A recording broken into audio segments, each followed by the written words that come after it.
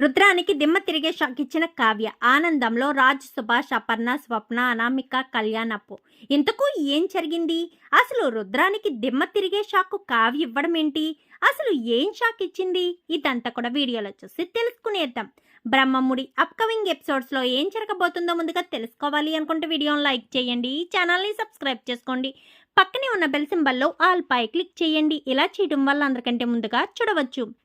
మొత్తం ఇది చూసుకున్నట్లయితే ఇంకా కావ్య నో అబ్జెక్షన్ లెటర్ మీద సంతకం పెట్టేసరికి ఇంకా రుద్రాని, ఇటు చిత్ర, రాహుల్ ముగ్గురు కూడా సంబరపడిపోతూ ఉంటారు.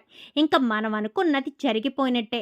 ఇంకా రాజ్కి చిత్రతో పెళ్లి జరిగిపోయిందనుకో, ఇంకా మనం అనుకున్న ప్లాను వర్కౌట్ అయినట్టే. ఇంకా కావ్య ఎలాగా ఇంటి కోడలుగా పనికిరాదని జాయిగా ఇంట్లోంచి శాశ్వతంగా తప్పుకుంటుంది. అప్పుడు మొత్తం అంతా కూడా పెత్తనం మన గ్రిప్లో ఉంటుంది అని రుద్రాని అయితే సంబరపడిపోతూ ఉంటుంది. ఇంకా కావ్య అయితే వంటగదిలో వంట చేసుకుంటూ ఉండగా రుద్రాని అయితే వంటగది దగ్గరికి వస్తుంది. ఎందుకంటే స్వప్న జ్యూస్ తీసుకురమ్మని చెప్పనేసరికి ఇంకా రుద్రాని వచ్చేసరికి, ఏంటి కావ్య, నో అబ్జెక్షన్ లెటర్ మీద సంతకం పెట్టేసేవే చాలా ఈజీగా. నువ్వంత ఈజీగా పెట్టవనుకున్నాను. ఎందుకంటే ఈ ఇంట్లో ఉన్న ఆస్తికి అంతస్తుకి బాగా అలవాటు పడిపోయావు కదా. నీ పుట్టింటికి వెళ్ళినా ఉండలేవని విడాకుల కాగితాల మీద సంతకాలు పెట్టావు. ఇప్పుడు నీ భర్త వద్దని పెట్టావు. నిజంగా మా వదిన చెప్పినట్టుగా నీకు భర్తను వేరే వాళ్ళు తీసుకున్నా నష్టం లేదేమో, ఈ ఆస్తి ఉంటే సరిపోతుందేమో అని చెప్పాను. కానీ తెలిసి తెలియకుండా మాట్లాడొద్దు రుద్రాణి గారు. మీకు నా గురించి తెలుసు, ఈ చిత్ర ఎవరో తెలుసు, అన్నీ తెలిసి కూడా మీరు మాట్లాడారనుకో, నేను అన్నీ తెగించి నోరు విప్పితే మీరు మీతో పాటు ఉన్న ఈ 2 తోకలు కూడా గేటు బయట ఉంటాయి. అది గుర్తుపెట్టుకోండి. నేను తెగించకుండా ఇంట్లో వాళ్ళంతా సంతోషంగా ఉండాలనే కోరుకున్నాను కాబట్టే నోరు విప్పకుండా సైలెంట్గా ఉన్నాను. అదే ఇంట్లో వాళ్ళు ఎలా పోయినా నాకు సంబంధం లేదు, నా కాపురం మాత్రమే నాకు కావాలి అనుకుంటే మాత్రం నోరు విప్పడానికి క్షణకాలం పట్టదు అని చెప్పి ఇంకా కావ్య చెప్పేసరికి, ఎందుకంటే కావ్యతో పెట్టుకోవడం, కొన్ని రోజులుంటే నేనే ఇంటికి మహారాణినవుతాను, అప్పుడు చూసుకుందాంలే అంటూ ఇంకా రుద్రాణినైతే అక్కడి నుంచి తీసుకువెళ్ళిపోతుంది చిత్ర. ఏంటి మహారాణి అవుతుందా? ఎలా అవుతుందో నేను చూస్తానే. అసలు మాయ గురించి కాదు, నీ గురించి ఎంక్వైరీ చేస్తే ఏమన్నా దొరుకుతుందేమో అని చెప్పి ఇంకా కావ్య అనుకుంటుండే లోపే అప్పు అయితే కావ్యకి ఫోన్ చేస్తుంది. అక్క, మా అడ్రస్ దొరికింది అని చెప్పాను కానీ ఈరోజు కరెక్టే కదా అప్పు అని చెప్పాను కానీ, కరెక్ట్గానే అక్క, 1కి 2 సార్లు చెక్ చేసుకునే నేను ఇక్కడికి వచ్చాను, నువ్వు తొందరగా వచ్చేసే, లొకేషన్ షేర్ చేస్తున్నానంటూ ఇంకా అప్పు చెప్పడంతో వెంటనే ఇంకా కావ్య అయితే బయలుదేరుతుంది. అక్కడికి వెళ్ళేసరికి ఒంటరిగా ఉంటుంది మాయ.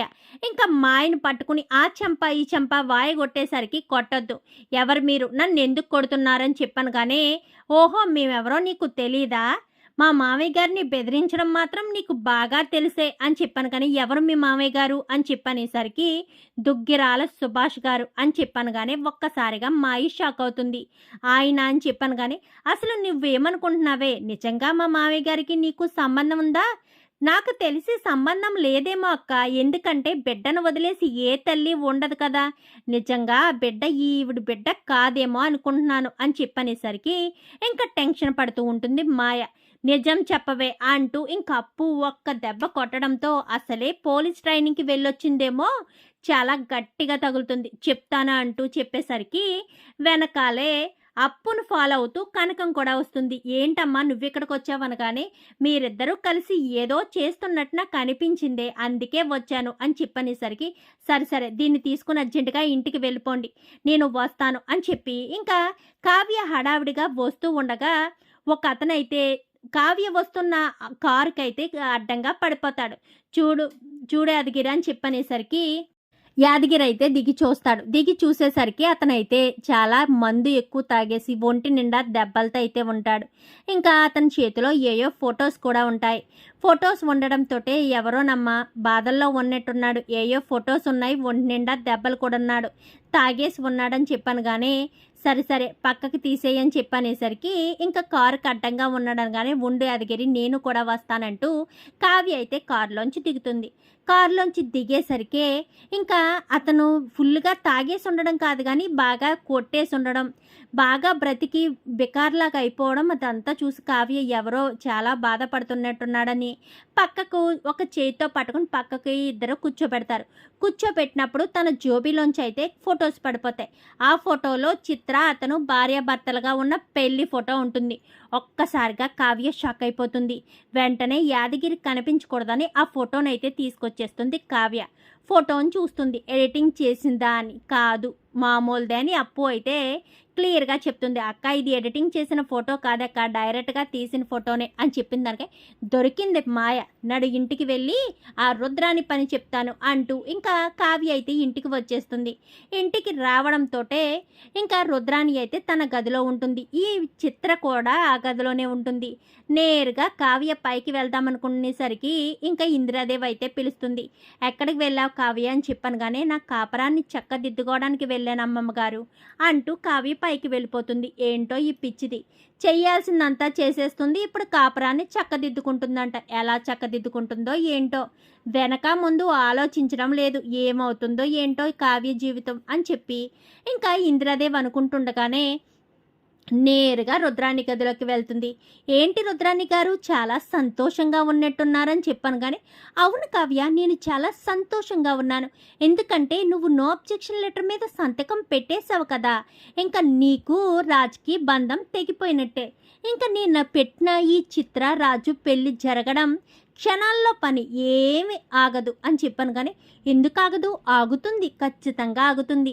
నా దగ్గర ఒక ఆయుధం ఉంది, ఆయుధాన్ని చూపించాను అనుకోండి క్షణాల్లో పెళ్ళాగుతుంది అని చెప్పనేసరికి ఆయుధం ఉందా, ఏం ఆయుధం ఉంది, కత్తుందా, కటారుందా, లేక రివాల్వర్ ఉందా, ఏం ఆయుధం ఉంది అని చెప్పనగానే ఫోటోని తీసి చిత్ర ముందు పెట్టేసరికి చిత్రకు అప్పటి వరకు నార్మల్గా చూసిన చిత్ర కళ్ళు ఒక్కసారిగా పెద్దవైపోతాయి. ఇంకా షాక్ అయిపోతుంది చిత్ర. ఇంకా రుద్రాణి అయితే ఏమైంది చిత్ర, ఏమైంది, ఎందుకు షాక్ అవుతున్నావు అనగానే ఇంకా అదే ఫోటోని రుద్రాణి తీసుకునేసరికి రుద్రాణి కూడా షాక్ అవుతుంది. ఏంటిది, మార్పింగ్ చేసి తీసుకొస్తున్నావా అని చెప్పాను కానీ మార్పింగ్ చేసి తీసుకురావాల్సిన అవసరం నాకేంటి, నాకు అవసరం లేదు. ఎందుకంటే నిజంగా మీకు తెలియని విషయం, చిత్రకు ముందే పెళ్ళయింది, దాని మొగుడు కూడా బెకార్లా రోడ్ల మీద పడి తిరుగుతున్నాడు అని చెప్పనేసరికి ఒక్కసారిగా రుద్రాణి, ఇటు రాహులు, చిత్ర ముగ్గురు కూడా షాక్ అయిపోతారు. ఎందుకంటే కావ్య వస్తూ అతన్ని తీసుకెళ్ళి గవర్నమెంట్ హాస్పిటల్లో అయితే జాయిన్ చేసి కొంచెం డబ్బును కూడా అక్కడ ఉన్న వాళ్ళకి ఇచ్చేసి వస్తుంది. ఇంకా ఏంటి చిత్ర, నీకు నిజంగా పెళ్లి కాలేదా, చెప్పు రుద్రాణి గారికి చెప్పు, నిన్ను నమ్మి ఇంటికి తీసుకొచ్చి నా భర్తనిచ్చి మరి నీకు పెళ్లి చేయాలనుకున్నారు కదా, చెప్పమ్మా చెప్పు అంటూ ఇంకా కావ్య అనేసరికి అది ఆంటీ అని చెప్పాను కానీ చెప్పే నోరు తెరు అని చెప్పాను కానీ ఇంకెక్కడ నోరు తెరుతుంది రుద్రాణి గారు, నోరు తెరవలేదు. ఎందుకంటే తనకు ముందే పెళ్ళయింది. మీరు నోరు మూసుకుని చిత్రను పెట్టి బేడా సర్ది ఇంట్లోంచి పంపించలేదనుకోండి, నేను ఈ చిత్రం తీసుకొచ్చింది మీరేనని ఆ ప్రూఫ్స్ కూడా నాకున్నాయి, అది కూడా చూస్తారా అని వీడియో అయితే చూపిస్తుంది. చిత్ర, ఇటు రాహుల్ ముగ్గురు మాట్లాడుకున్న మాటలు కూడా రికార్డ్ చేసి వీడియో రూపంలో ఉంచుకుంటుంది కావ్య అయితే. ఇప్పుడు మీరు కనుక సైలెంట్గా చిత్రాన్ని ఇంట్లోంచి పంపించలేదే అనుకోండి, నేను ఈ ఫోటో చూపించడంతో పాటు మీ ముగ్గురు కలిసే ఇదంతా చేశారని కూడా నిరూపిస్తాను. మీకు తెలుసు కదా మా అత్తగారి విషయం, ఆల్రెడీ పెళ్ళైన దాన్ని మోసగించి మళ్ళీ ఇంటికి తీసుకొచ్చి మరి నా భర్తకిచ్చి పెళ్లి చేస్తున్నారన్న విషయం మీకు నా అత్తగారికి తెలిసిందనుకోండి, మీ పని ఎలా ఉంటుందో నేను ప్రత్యేకించి చెప్పనవసరం లేదనుకుంటా. ఏంటి, నో అబ్జెక్షన్ లెటర్ కాగితాలు ఇచ్చి మరి మా అత్తయ్య గారిని రెచ్చగొట్టడం అనుకుంటున్నారా, కావ్యతో పెట్టుకోవడం అంటే నా మామూలుగా ఉండదు. నోరు మూసుకుని తల్లి కొడుకులిద్దరూ చిత్రని పెట్టి బేడ సర్ది అర్ధరాత్రి వేళ ఇంటి నుంచి దాటేస్తే బాగుంటుంది. రేపు తెల్లారేటప్పటికి చిత్ర కనుక ఇంట్లో కనిపించిందనుకో, ఈ ఫోటోతో పాటు ఆ వీడియో కూడా అందరూ చూస్తారు. ఆ తర్వాత మీ ఇద్దరు పెట్టి బేడ సర్దుకుని మొత్తం ముగ్గురు కట్టకట్టుకుని గేటు బయట ఉంటారు. మీ ఇష్టం అని చెప్పనేసరికి ఒక్కసారిగా రుద్రాణి షాక్ అయిపోతుంది. మరి ఇప్పుడు రుద్రాణి ఎలాంటి నిర్ణయం తీసుకుంటుంది? మరి కావ్య చెప్పినట్టుగానే చిత్రను ఇంట్లోంచి పంపించేస్తుందా? మరి ఇంట్లోంచి పంపించేస్తే రాజ్కి ఇటు చిత్రకు పెళ్లి చేసే బాధ్యత ఉండదు కదా. అప్పుడు కావ్య కూడా సంతోషిస్తుంది కదా. మరి రుద్రాణి ఏమన్నా ప్లాన్ చేస్తుందా? మరి ఆ ప్లాన్కి ఎత్తు ప్లాను కావ్య ఏం చేస్తుంది? చిత్ర అడ్డు ఎలా తొలగిస్తుంది? ఇదంతా కూడా రాబోయే ఎపిసోడ్స్లో చూసి తెలుసుకునేద్దాం. మా వీడియో కనుక మీకు నచ్చినట్లయితే వెంటనే లైక్ చేసి మా ఛానల్ని సబ్స్క్రైబ్ చేసుకుని పక్కనే ఉన్న బెల్ సింబల్లో ఆల్ పై క్లిక్ చేయండి. ఇలా చేయడం వల్ల అందరికంటే ముందుగా చూడవచ్చు.